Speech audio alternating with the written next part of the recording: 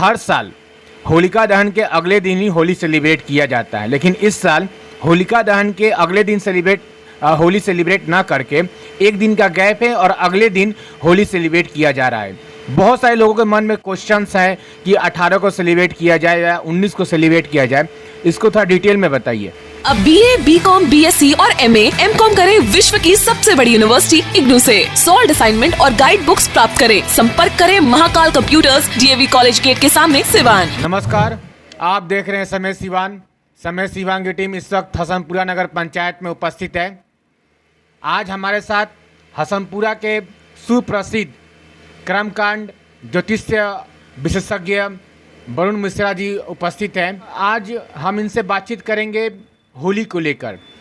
हर साल होलिका दहन के पश्चात यानी होलिका दहन के अगले दिन होली सेलिब्रेट किया जाता है, लेकिन इस साल होलिका दहन के एक दिन के पश्चात होली सेलिब्रेट किया जा रहा है। उसी के मद्देनज़र हम इनसे बातचीत करेंगे और जानेंगे कि ऐसा क्या कारण रहा कि बहुत सालों के बाद पहली बार होलिका दहन के अगले दिन होली ना मनाकर एक दिन गैप कर होली सेलिब्रेट किया जा रहा है। सबसे पहले समय सिवान में आपका स्वागत है। आपको बहुत बहुत धन्यवाद और समय सिवान के सभी दर्शकों को बहुत बहुत धन्यवाद।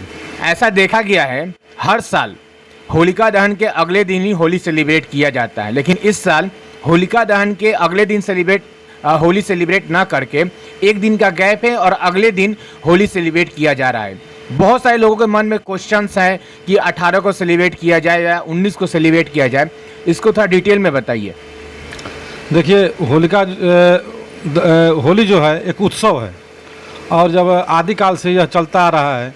भगवान शिव जब कामदेव को भस्म किए तो होलिका दहन का दिन था और होली उत्सव जिस दिन मनाया जाता है उस दिन कामदेव को पुनः जीवित किए।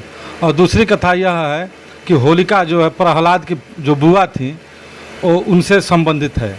होलिका जो दहन होता है रिक्ता तिथि चतुर्दशी में होता है। फागुन मास का जो चतुर्दशी तिथि आता है उसमें होलिका दहन होता है। तो और उसमें भद्रा नहीं होना चाहिए, मृत्युबाण नहीं होना चाहिए, पंचक आदि नहीं होना चाहिए। तो यह जो है इस साल जो मनाया जा रहा है उसमें चतुर्दशी तिथि जो है पूरा संपूर्ण 17 तारीख को रह रही है और 18 तारीख को 1:03 तक रह रही है। इसलिए उदया तिथि नहीं हो रहा है और उत्तर भारत में उदया तिथि की प्रधानता है, इसलिए हम उदया तिथि में ही कोई पर्व मनाते हैं। और पूर्णिमा जब आती है तो पूर्णिमा में हम लोग होली मनाते हैं। तो 18 तारीख को पूर्णिमा 1:03 के बाद हो रही है, तो 1:03 के बाद अगर हम होली उत्सव मनाते हैं 1:03 मतलब हाँ दिन में 1:03 दिन में आ रहा है, इसलिए हम होली उदया तिथि में हमें नहीं मिल पा रही है, इसलिए अगले दिन 19 तारीख को हम लोग होली मना रहे हैं। और होलिका दहन जो है 17 तारीख को रात में 1:57 के बाद से हम लोग होलिका दहन का कार्यक्रम करेंगे, क्योंकि 1:57 तक भद्रा है और भद्रा विरक्त यानी भद्रा न रहे तब होलिका दहन करना चाहिए। तो यह सुंदर समय 12:57 के बाद से यानी कि लगभग 1 बजे से कार्यक्रम किया जाएगा। आपने उदया तिथि के बारे में बात की, ये उदया तिथि क्या है उसके बारे में थोड़ा बताइए दर्शकों को। उदया तिथि जिस तिथि में भगवान सूर्य का उदय होता है उस तिथि को उदया तिथि कहते हैं और उत्तर भारत में उदया तिथि का प्रचलन विशेष है। जो होलिका दहन आज सेलिब्रेट किया जा रहा आज होलिका दहन है, लेकिन सेलिब्रेट जो है 12 बजे के बाद यानी वो 18 मार्च को ही सेलिब्रेट किया जाएगा। तो ऐसा क्यों होता है कि जो होलिका दहन सेलिब्रेट किया जाता है वो हर साल रात को ही सेलिब्रेट किया जाता है, यानी ऐसा देखा गया है 11 बजे 12 बजे के आसपास में सेलिब्रेट किया जाता है, ऐसा क्यों होता है? रात्रि में आसुरी शक्तियाँ बहुत प्रबल होती हैं और आसुरी शक्तियों पर विजय पाने के लिए यह रात में ही कार्यक्रम किया जाता है और शुभ समय रात में ही प्राप्त होता है, इसलिए होलिका दहन का जो भी कार्यक्रम है वो रात्रि में ही किया जाता है।